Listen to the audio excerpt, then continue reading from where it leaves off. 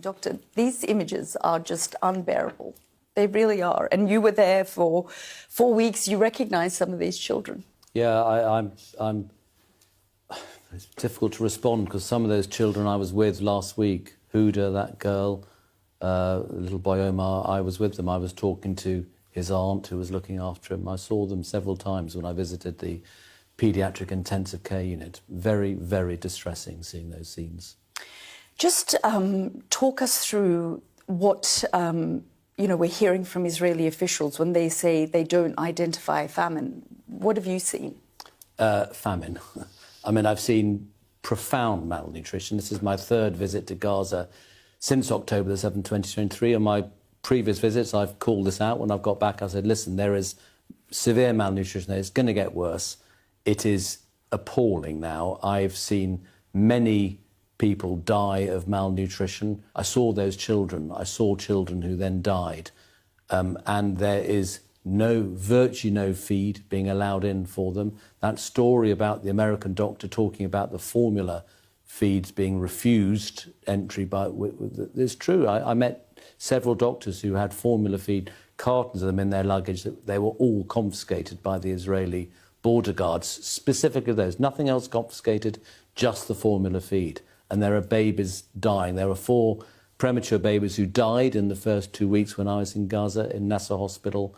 And there'll be many, many more deaths unless the Israelis allow proper food to get in there. One anaesthetist I know, in between operations, was going to the food distribution points to get food for his family and witnessing the horrors there, witnessing the young teenage males being shot by the Israeli soldiers and seeing how chaotic that food distribution system is. Well, it's been described by the UN and others as a death trap.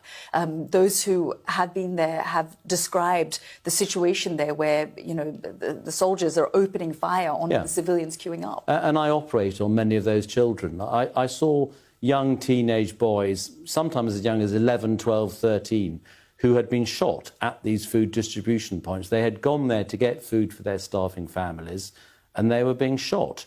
And I operate on many of them. One 12-year-old boy died on the operating table when we were operating because his injuries were so severe.